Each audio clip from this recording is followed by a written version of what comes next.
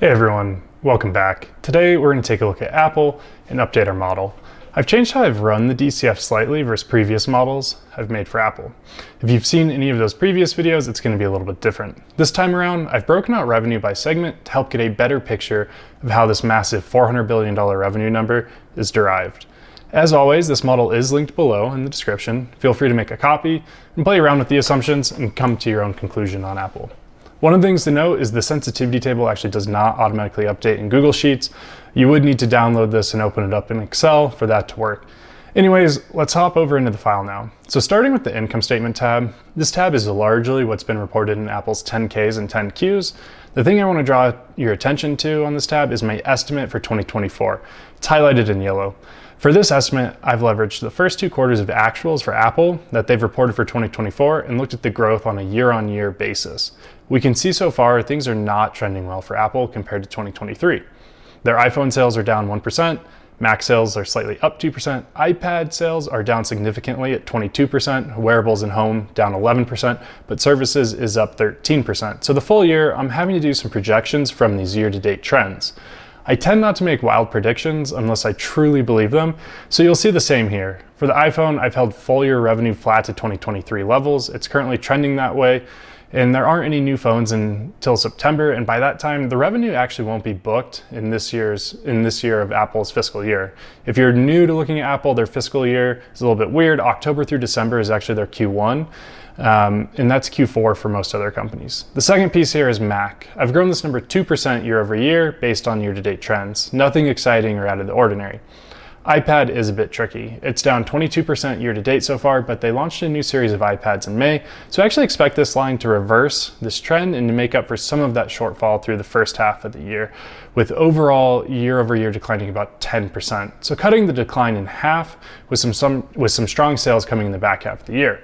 Wearables, I've extended this out with the current trend to 11% decline for the full year, as there's no significant products being launched in the space from what I can see. Lastly is services, and this is straightforward. I've taken the year-to-date growth and extended this out for the full year. So this is how I get my 2024 revenue number of $387 billion, which is slightly above where they landed in 2023. Now let's hop on over to the DCF tab, and I'll walk through how this tab is set up and the assumptions I've made. So if we go to the bottom of this tab, you're going to see our revenue schedule by product, COGS as a percentage of revenue by products and services, and then our revenue growth assumptions. The revenue growth assumptions really drives this entire model. I forecasted the growth as if Apple was a large established company that is no longer in growth mode. Their offerings are all very mature and widely adopted. There's not a huge market they can still penetrate, is kind of my base assumption. This is reflected in my growth numbers. Most are projected to have a modest growth between 2 to 5%, with services being a bit higher as it tapers down. They are still putting out a good amount of new offerings, and maybe an AI offering of some sort could actually increase these numbers down the line, but it's still a bit too early to figure all of that out. So overall, I have them rebounding on iPad and wearables and maintaining on Mac to a level of modest growth with the annual product refreshes and nominal prices increases. For iPhone, I've kept the growth rather nominal at 2%. This isn't more market to tap at this point. Unless we move to an environment where everyone has 2 devices, I don't see a way to actually significantly grow this revenue base. I've heard rumors of a folding phone, but even still, that seems similar to their headset, where only kind of the most hardcore of Apple fans would pick it up and not the average consumer. So your mix probably wouldn't shift substantially to drive large increases to the revenue. I think one of the bigger unknowns here, though, is the services line. This is composed of Apple TV, iCloud, App Store, Apple Pay, Apple Card, Apple Music, and Google Search payments. I think there's a lot of opportunity here, but also a lot of strong competition. If we break it down, Apple TV is competing against Netflix, Hulu, Disney, Peacock, etc. So I don't see a huge gains in this space. iCloud, relatively stable business. If you have an iPhone, probably pay for some level of storage for backups and the like, but nothing major to drive growth here. App Store has a lot of potential, obviously. I've personally noticed most apps have moved from a one-time fee to a subscription model, which is good for Apple. It's a recurring revenue and it's revenue growth. Also, as the install base of phones and iPads grow, so does the App Store revenue. Apple Pay, obviously very competitive with credit cards and Google Pay, so I don't see large growth happening here. Apple Music is fighting against Google Music and Spotify for market share. I think there's potential that this could consolidate over time to just Apple and Google, But Spotify doesn't seem to be going anywhere anytime soon. Long term, I think the diversification that Apple and Google has allows them to weather any downturns, lawsuits, anything that could potentially impact Spotify, where they could take market share from them. So overall, I think the service space is very competitive with room to grow.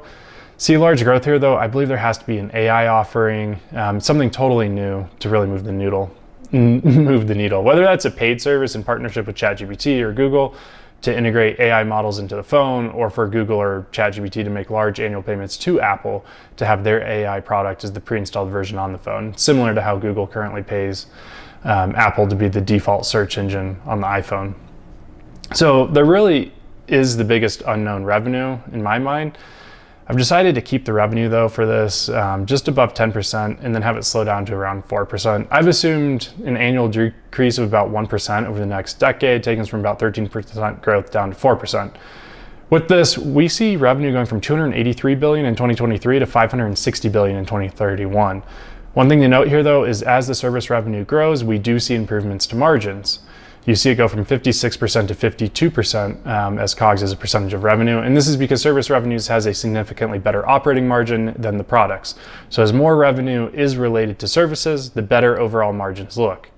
Based on these assumptions, we get a valuation between 1.2 trillion and 2.4 trillion, depending on how you view the long-term growth prospects and what discount rate or WACC you use. Based on this, Apple is overvalued currently, in my opinion. With that said, I do hold about $10,000 in Apple stock. I made this purchase back in around 2013. It's gone up a little over 1,000% for me. I originally invested something like $800, and I've only reinvested dividends during that time. I'm probably not going to sell. It's relatively nominal in my overall portfolio. It's a fun ride with a small dividend, and I do enjoy Apple products.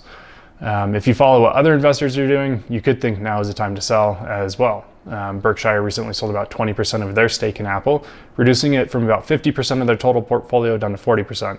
You could argue this is just risk management as well, and Berkshire is still happy with Apple overall, or it could be indicative of a larger exit from the position that will occur in quarters to come. However, as far as companies with moats and good leadership, I think Apple is near the top. Not a lot of companies are in position to take market share from the iPhone, and Tim Cook has done a relatively great job over the last decade running the company. It'll be interesting to see how they enter the AI space if they do at all. It could be like the cloud industry, where they don't actually extend themselves and they let the rest of big tech fight for market share and then adopt kind of the market leader. Or they could be developing their own AI models currently. I think Apple's identity is creating beautiful and simple products, so I expect they will not spend too much time chasing AI like the rest of big tech, but rather integrate those offerings into their products. Hopefully they can enter a new product category to chase growth, but with how large they are, it's really hard to move the needle. Anyways, I look forward to what's next for Apple, and we'll continue to check in on them every couple of quarters. Let me know your thoughts below if you agree or disagree with my evaluation, and like always, thanks for watching.